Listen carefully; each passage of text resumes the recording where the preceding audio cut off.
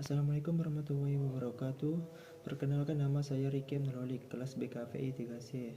Nomor induk mahasiswa 2315058. Sebelumnya saya mengucapkan terima kasih kepada Bapak Muhammad Insan Jauhari selaku dosen pengampu mata kuliah fikih.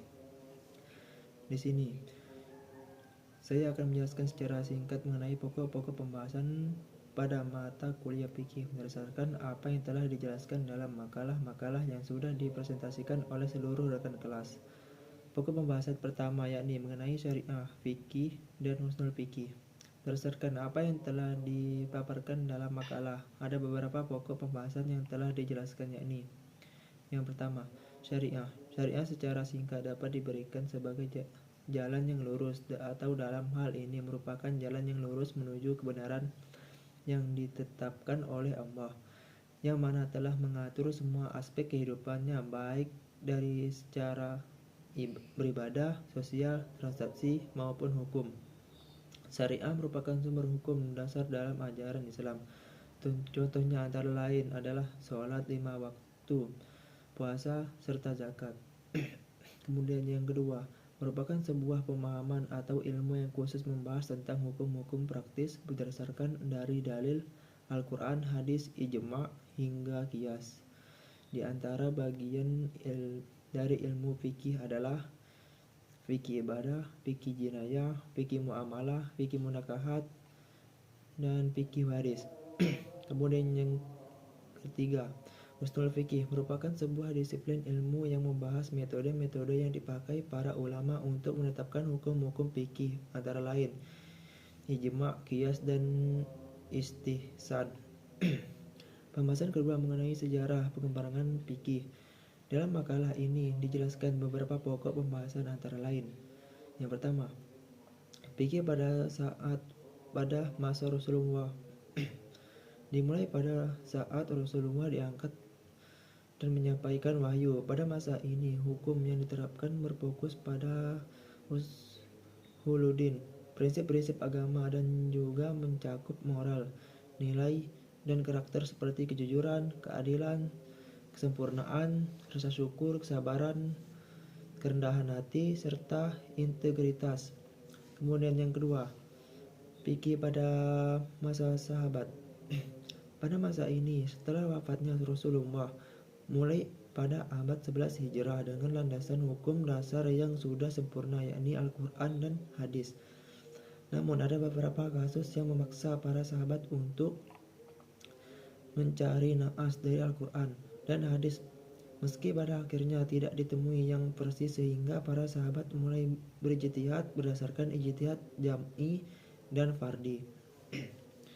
Kemudian yang ketiga, fikih pada masa imam mazhab. Pada masa ini mulai banyak muncul ulama yang berijtihad sehingga memunculkan 4 nama atau mazhab yang populer pada hari ini, yakni mazhab Imam Abu Hanifah, Imam Malik, Imam Syafi'i, serta Imam Ahmad. Keempatnya merupakan ulama masyhur dan terpercaya sehingga kitab-kitab mereka tetap dijadikan rujukan pada masa kini, khususnya mazhab Syafi'i yang menjadikan rukun oleh banyak kaum muslimin di Asia Tenggara. Kemudian yang keempat, pada masa kontemporer. Pada masa ini fikih tidak lagi mencari dasar, melainkan hanya tentang perkembangan dan penyesuaian yang tak lagi merujuk pada hal baru, melainkan tetap berpegang pada kitab-kitab hukum terdahulu, yakni daripada Quran, Sunnah, Ijma, dan Qiyas. Namun, ada beberapa aspek yang tidak berkaitan dengan apa yang terjadi pada masa klasik dan terjadi pada masa kini, sehingga penafsiran dari setiap hukum merupakan hasil kerja keras daripada ulama modern yang tak kenal lelah demi menjaga keutuhan Islam bagi generasi penerus kelak. Pembahasan ketiga mengenai Toharoh, yang mana dalam makalah ini ada beberapa pokok pembahasan antara lain. Yang pertama, bersuci telah tersirat dalam Al-Quran surat Al-Baqarah ayat 222. Toharo dapat diartikan bersuci dalam artian suci dari hadas dan najis, baik yang dapat dilihat oleh indera manusia maupun yang bersifat abstrak. Kemudian yang kedua, dalam fikih toharo merupakan pelajaran pertama yang harus dipelajari guna memastikan kesucian dalam menjelaskan ibadah lanjutan. Bersuci dalam hal ini baik dari hadas kecil maupun besar. Sesuai yang kita ketahui bahwa salah satu syarat ibadah adalah suci. Kemudian yang ketiga, dalam ibadah sholat ada dua cara bersuci, yakni wudhu yang telah Allah isyaratkan dalam Al-Quran dalam surah Al-Maidah ayat 6, serta tayamum jika syarat terpenuhi antara lain tidak adanya air sedangkan waktu sholat telah tiba. Kemudian yang keempat, macam-macam air. Air mutlak yang berarti suci lagi menyucikan yang mana dapat dipakai untuk berwudu atau mandi. Air ini tidak tercampur oleh zat lain yang dapat berubah warna, rasa, serta aroma jika jatuh ke dalamnya najis. Biasanya diukur dengan jumlah 216 liter dalam penampungan. Kemudian pada air mustakmal, yang mana artinya telah dipakai untuk bersuci, air ini suci tapi tidak lagi dapat menyucikan. Kemudian ada air musyammas, yakni air yang tersinar oleh matahari. Air ini suci dan menyucikan namun makruh jika digunakan. Kemudian air mutanajjis yang tidak dapat menyucikan. Air najis dibagi ada dua, yakni najis karena zatnya dan najis karena sebabnya, mutanajjis. Kemudian yang kelima, tayamum merupakan cara bersuci dengan debu yang suci pula. Tayamum disebabkan beberapa hal, antara lain tidak adanya air atau adanya unsur sakit yang tidak boleh terkena air. Kemudian yang keenam, mandi wajib atau mandi besar yang berarti membasuh seluruh tubuh tanpa terkecuali yang disebabkan hadas besar, junub atau hubungan suami istri, keluarnya mani, cairan putih lengket, baik sengaja atau tidak, mimpi haid atau nifas, melahirkan baik itu cukup umur maupun keguguran, kemudian wafat kecuali bagi orang yang mati syahid. Pembahasan selanjutnya adalah mengenai sholat. Adapun pokok pembahasan dalam makalah ini adalah yang pertama, sholat dapat diartikan sebagai doa, yang mana sebuah kewajiban bagi seluruh umat muslim yang sudah dibalik. Sholat telah Allah wajibkan bagi semua muslim dan telah tertulis dalam Al-Quran dengan penjelasan dan contoh dari Rasulullah tertentu. Kemudian yang kedua, sholat dibagi menjadi dua, yakni sholat fardu atau wajib bagi setiap insan dan sholat sunnah yang boleh dikerjakan dengan ganjaran pahala dan tak berdosa jika ditinggalkan. Sholat wajib dibagi menjadi 5 pengerjaan, yakni subuh dengan 2 rakaat, zuhur 4 rakaat, asar 4 rakaat, maghrib 3 rakaat, serta isya 4 rakaat. Kemudian yang ketiga, kemudian ada istilah salat jamak dan qosor yang tentunya berlaku bagi para musafir. Jamak yakni menggabungkan dua sholat dan dibagi menjadi takdim dan takhir. Kemudian qosor merupakan pengurangan jumlah rakaat dari 4 menjadi 2, tentunya dengan syarat yang dibenarkan. Kemudian pembahasan selanjutnya yakni mengenai pengurusan terhadap jenazah yang tentunya dibenarkan mengenai sebab kematian daripada jenazah itu sendiri hingga jenazah tersebut mendapatkan haknya.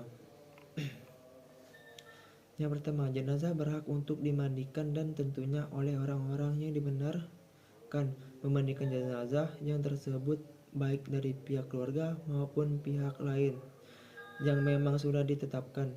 Kemudian yang kedua, kemudian jenazah berhak dikafani dengan ketentuan 3 kain untuk lelaki dan untuk 5 perempuan. Kemudian yang ketiga, jenazah juga berhak disalati dengan imam berada di arah kepala bagi jenazah laki-laki dan di bagian pinggul bagi jenazah perempuan. Salat dengan 4 takbir tanpa ada ruku dan sujud serta diakhiri salam. Ada juga istilah salat gaib bagi jenazah yang ada di tempat lain. Kemudian yang keempat, terakhir jenazah berhak untuk dikuburkan dengan dimasukkan ke liang lahat dan menghadap kiblat serta bagian kepala, lutut dan kaki menyentuh tanah dengan sandaran dari tanah yang dikepal. Kemudian yang kelima, hak jenazah di atas merupakan fardu kifayah yang mana telah dilaksanakan oleh satu orang maka akan lepas hukumnya bagi yang lain. Pembahasan yang keenam, yakni mengenai puasa, yang mana ada beberapa pokok pembahasan antara lain. Yang pertama, puasa berarti menahan diri dari sesuatu yang dapat membatalkan pahala puasa tersebut, antara lain memasukkan makanan atau minuman melalui kerongkongan sejak terbit matahari hingga terbenam. Puasa dibagi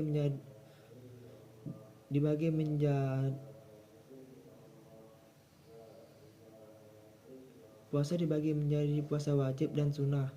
Puasa wajib boleh ditinggalkan dengan keadaan dan syarat tertentu, namun wajib pula untuk menggantikan di luar bulan suci Ramadan jika sudah mungkin untuk menjalankannya.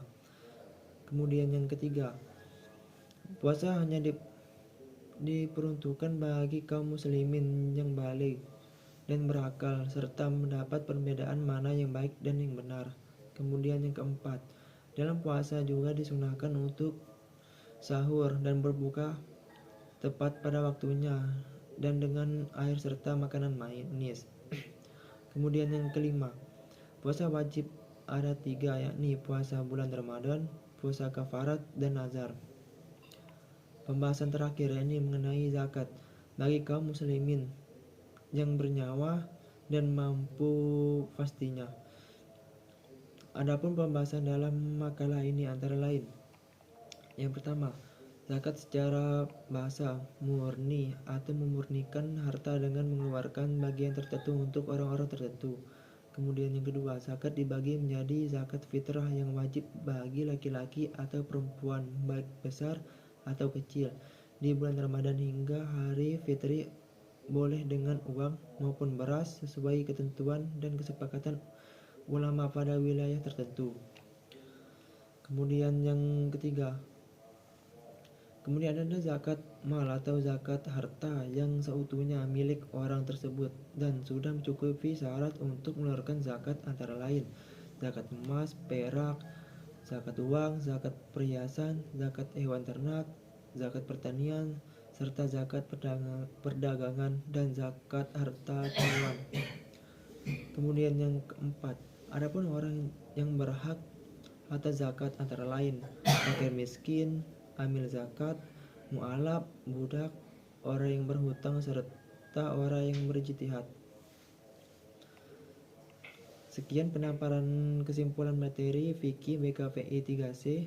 Barangkali ada kesalahan dan kehilaf seutuhnya berasal dari saya, dan jika kalau ada kebenaran yang disampaikan adalah seutuhnya datang dari Sang Maha Ilmu. Untuk itu saya mohon maaf serta memasukkan dan bimbingan agar supaya bisa berbenah. Akhir kata, saya Ricky Abdul mengucapkan terima kasih serta mohon undur diri. Billahi taufiq wal hidayah. Assalamualaikum warahmatullahi wabarakatuh.